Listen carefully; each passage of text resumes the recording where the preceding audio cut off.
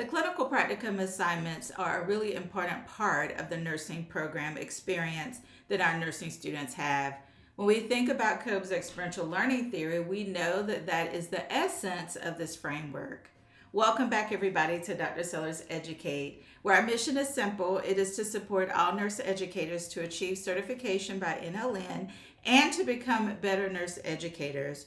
We focus here at Dr. Sellars Educate on providing weekly updates to help you as the nurse educator that's in the classroom, clinical, or skills and sim lab experience every single day or at least every week to ensure that you have the tools, the resources, and most importantly, we support it through evidence based on the references that we recommend in every single one of our snapshots.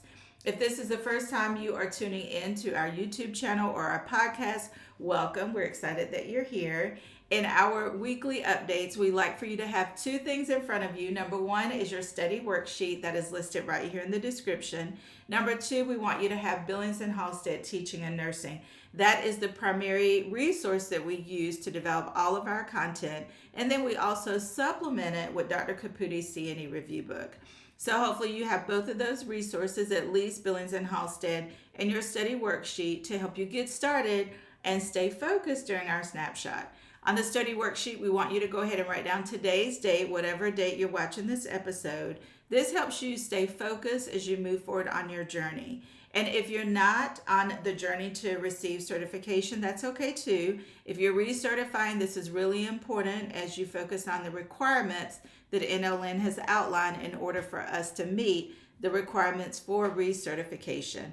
We're going to start a little different in this snapshot. This is related to content that I saw posted just yesterday that I want to share with you all. And that is that 82% of the public, based on a recent survey, believe that nursing is providing the very best care at the best. I want to hone in though, and I thought it was very appropriate as we talk about the nursing home setting, that only 25% of the public feel like they receive excellent or good care. And that's unfortunate because we know that with our aging population, and how many of us know that nursing homes don't only have residents that are 65 and above, but we also know that the statistic tells us, based on recent data, that 16.5% of residents are under the age of 65. And you may wonder, why is that? Well, it's because of the complex healthcare that is required for such chronic health conditions such as diabetes, COPD, and oftentimes those disease processes don't start above age 65. So that is leading to more residents being placed in facilities under the age of 65. So I think this is unfortunate. So what can we do as nurse educators? Well, first, it is strongly aligned with the content that we have been covering in these snapshots. Okay, so making sure that we provide experiences, those clinical experiences for our nursing students that are going to be impactful long-term in their career, that's going to provide that foundation, of course, looking at some of those key concepts with health assessment, interprofessional collaboration, effective and therapeutic communication, teamwork, some of those core foundational concepts to help our nursing students not only become great nurses, but also great nurse educators, great nursing leaders. One of the critical steps in the process when we think about the practicum experiences is making sure there's alignment between the learning objectives that we have outlined in the course and the actual clinical experiences that we want our students to have. And I'll give you one example as we think about what this data tells us and the impact that we can have to help improve, especially in some of those outside agencies that are described in this article, how we can help improve the healthcare experience that our community is having. Because remember, this is all about the community. How can we see our community as a critical stakeholder in our process as we develop our curriculum or even make revisions to our curriculum? So let's take a look at this chart. This Gallup poll is the source of this information. So this was based on Americans' assessment of care provided in the U.S. healthcare system. You can see the specific categories or specialties associated with this data, and you can see the scale of it being excellent, good, only, fair, or poor. And down here at the very bottom, as we alluded to earlier, and this data was captured November 1st through the 21st in 2023, but you can see that 37% felt like that the overall care is poor in the nursing home. So back to what we can do. Well, first, I think we can try to engage our students in nursing homes, especially for that semester 1 experience. We know that is when students are focusing on how to get some of those fundamental skills down, taking vital signs properly, making sure that they know how to make up a bed, that they're connecting the dots between nutrition and I's and O's as an example, especially with our chronic health conditions and the complexity of healthcare right now. So secondly, how is it that we can engage our nursing leaders in some of these locations to help enrich the students' learning experience? When our students show up in the clinical setting, we want them to feel welcome. We want them to feel like they are aligning the clinical practices that they are experiencing with the actual learning objectives. We want to help bridge that theory practice gap, and we have to partner with our healthcare facilities to be able to do that. Okay, so yes, we're excited about the 82% for nurses, but we are still very concerned when we look at that nursing home statistic. Okay, so let's take a look at our content related to our topic, which is the experiential learning theory. And in this snapshot, we're going to be focusing on alignment and engagement with learning strategies. You can see here in these images, there's care that's being provided, and there's a lot of other great interactions that are happening. You can see direct eye contact with the patient. You can see that there is verbal communication with the patient. You can see a human connection, which is also a really important element when we talk about clinical care and the relationship that the provider establishes with the patient or the resident. You can see in the other picture that the healthcare provider is taking a blood pressure, right? And you can see the smile on her face. We can see that there's some x-ray images in the background. So just thinking about how our nursing students are demonstrating some of these practices that we're talking about, communicating with care, demonstrating compassion, effective communication, and also what we don't see here is teamwork. That's an important element as well. Our thought-provoking question is, when developing their teaching plan, the nurse educator is outlining activities to engage with different types of learners.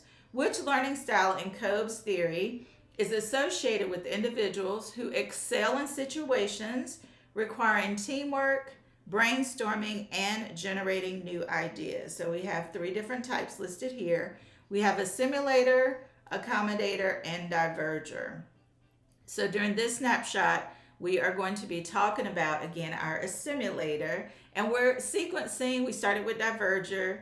This snapshot, we're focusing on the Assimilator, and then next we'll be focusing on our Converger, and then last will be our Accommodator. Okay, so we're focusing on the different learning styles in hopes to clarify muddy points, as I know several of you have voiced that you're still not clear about how the 4 different stages of the learning cycle that are described in Kolb's work, how it aligns with the 4 separate learning styles, which is what we're focusing on in these snapshot series. All right, so on your study worksheet, I want you to write down what are some of the specific experiences that you see outlined on this slide.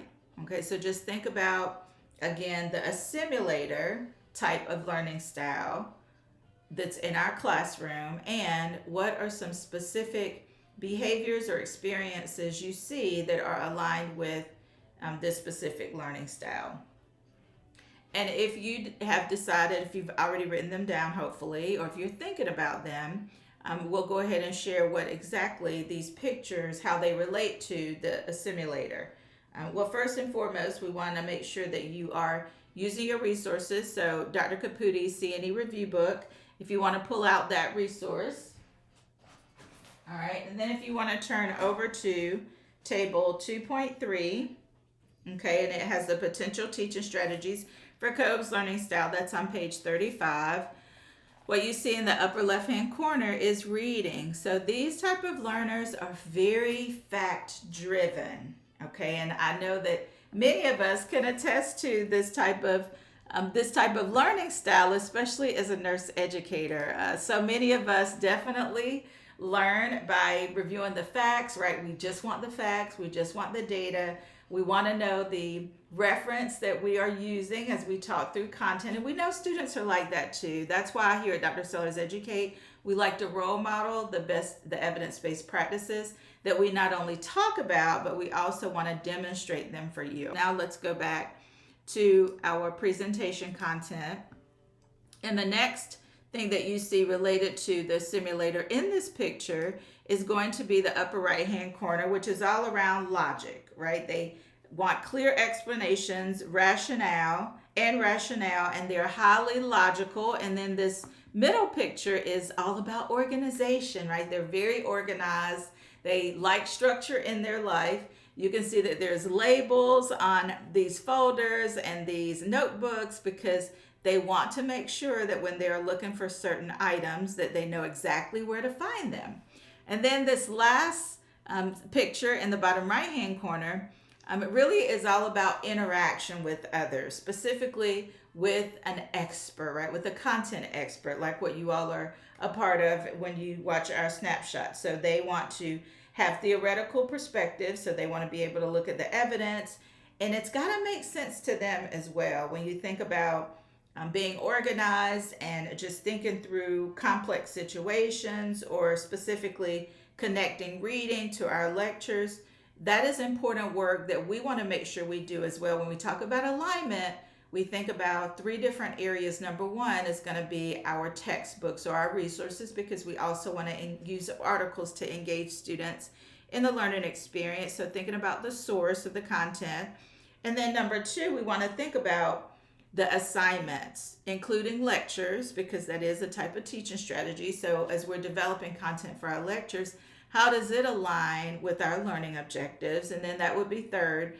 The third component of alignment is going to be our learning outcomes that we expect our students to achieve. All right, so some of us I know are visual learners, and so hopefully those particular images will help you connect the dots and clarify muddy points if this is an area of concern for you on your journey. Now I want you to think about and put this on your study worksheet, one teaching strategy that's aligned with the Assimilator. So what types of strategies would you develop in your classroom, and how does it align with the Assimilator? Okay, or as an example, when we reflect on last Snapshot, which was Diverger, how are they different? How is the Diverger different than the Assimilator, and how do the teaching strategies differ? As we wrap up in this Snapshot, we want to reflect back on our thought-provoking questions. So if you chose Diverger, you are correct. You want to use Table 2.3, of course, as a go-to resource, page 65 in Dr. Caputi's, or that should be page 35 in Dr. Caputi's C&E review book. So let's go ahead and change that. I love that too, about our resource that we're using, which again is the Prezi, as well as Canva. Canva is the template or the platform that we use to record and develop our content. And sometimes we record on using Canva as well. But page 35 is actually what should be used in Dr. Caputi's book. And then page 252, table 14.1. Okay, in Billings and Halstead. And we're in the 6th edition because that is also the edition that is still being used by NLN to develop those exam questions. All right, so let's talk about why Diverger is correct. I highlighted some of the key concepts that are associated with the Diverger, which are teamwork, brainstorming, and generating new ideas. So these are our creatives. These are our out-of-the-box thinkers. They are very imaginative, and they love engaging in discussions around imagination and those next steps of thinking about unfolding case studies for the Diverger. Yes, there's some element of factual information that's related, but it's also a very creative process as well. And then I would say if this is a muddy point for you, if you thought it was Assimilators or Accommodators, then I want you to think about what led you to that choice, okay? Because you want to reflect on, yes, it's exciting to choose the correct answer, but if you didn't, why didn't you choose the correct answer? What drew you to the distractor? You will also notice that there are only 3 options, and that's to align with the updates by NLN. So they did give an update during the last summit that there will now be 3 choices for the answers on the C&E exams, and that's effective in 2024. So that's why you only see 3 choices, but we know that there are actually 4 different types of learning styles, okay? So I would say don't get discouraged if you didn't choose the correct answer. You want to reflect on your resources in Caputi and Billings and Halstead. All right, and then we'll wrap up in looking at what next steps are going to be for you. So if you're on the journey, we want to share testimonial, which we always like to share. We always like hearing from our colleagues. And this was from Susan, and she says, "Thank you, Dr. Sellars, for providing me with tools and materials I needed to be successful. I took the CNE in 60 Days course and used all the resources you recommended, including the study workbook with the 7-week plan, watched the YouTube video snapshots, and attended the summer series. The one-to-one coaching session was so very helpful. We collaboratively made a study plan, which was very valuable. Thank you for all the support during my journey. I couldn't have done it without you." So we appreciate Susan's feedback. And, you know, this journey is a long one for so many, and we're here to support you every single step of the way. That is our message. So if you have questions, don't hesitate to reach out about our next CNE in 60 Days. That's coming up starting on January 25th. We will be excited to see you there to support you on your journey. And do know that all the resources are included. That includes Dr. Caputi's CNE Review Book, 2nd edition, as well as Billings and Halstead, the 6th edition, and our study workbook. That is a resource that we've received a lot of positive feedback about, helping to close your knowledge gaps and providing additional resources to help strengthen you related to your content areas that may be a little muddy and you may have a broad gap area in. That is the focus of the snapshots. So until next time, we will see you in our upcoming snapshot. Have a great one, everybody.